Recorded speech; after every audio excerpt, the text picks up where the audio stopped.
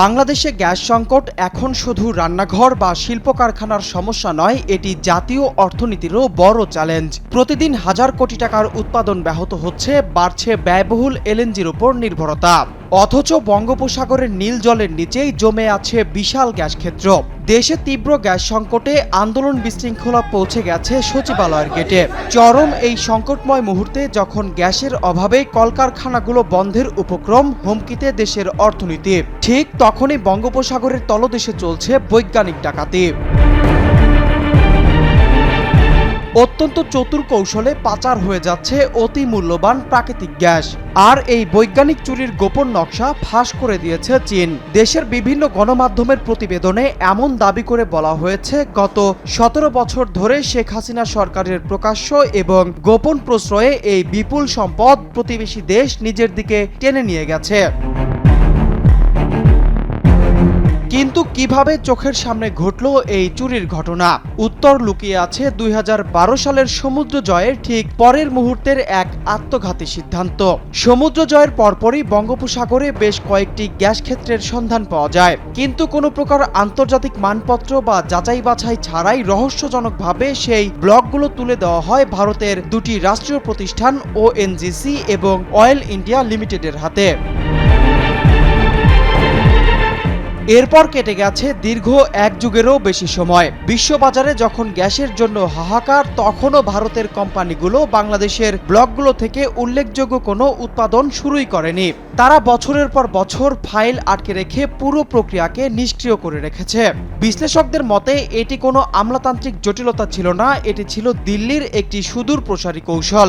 বাংলাদেশের ব্লকগুলোকে পুরোপুরি অচল করে রাখা, যেন বাংলাদেশ কোনোভাবেই সেখান থেকে গ্যাস তুলতে না পারে।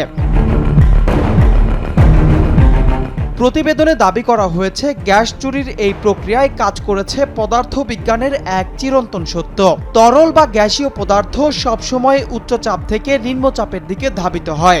ভারত বঙ্গোপসাগরে বাংলাদেশের গ্যাস ফিল্ড ঘেঁষে তার নিজস্ব সীমান্তে অত্যন্ত চতুর উপায়ে স্ল্যান্ট ড্রিলিং পদ্ধতিতে কোনাকুনিভাবে পাইপ ঢুকিয়ে দেয় বাংলাদেশের গ্যাস ভাণ্ডারে। সেখান থেকে শক্তিশালী ভ্যাকুয়াম দিয়ে সজোরে গ্যাস বের করে বাংলাদেশের মাটির নিচে একটি কৃত্রিম নিম্নচাপ তৈরি করা হয়। এর ফলেই সূত্র মেনে বাংলাদেশের গ্যাস সীমান্ত পেরিয়ে ছুটে গেছে ভারতের কৃষ্ণ গোদাবরী বেসিনের দিকে।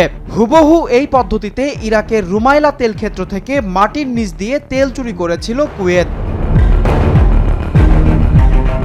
বঙ্গোপসাগরে ভারতের নিজস্ব ব্লকে দৈনিক উত্তোলন হচ্ছে 10 মিলিয়ন ঘনফুট গ্যাস। মিয়ানমারও তাদের সীমান্ত খনি থেকে দৈনিক বিপুল পরিমাণ গ্যাস তুলে রপ্তানি করছে।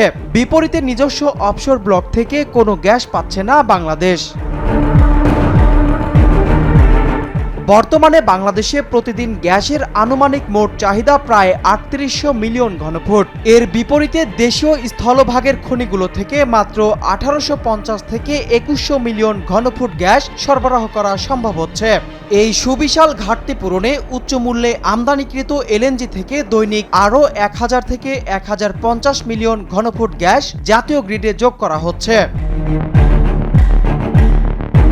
তবে বিপুল পরিমাণ ডলার খরচ করে এলএনজি আমদানির পরও প্রতিদিন দেশের সামগ্রিক জ্বালানি খাতে প্রায় ৯০০ থেকে ১০০০ মিলিয়ন ঘনফুট তীব্র প্রকৃত ঘাটতি থেকে যাচ্ছে।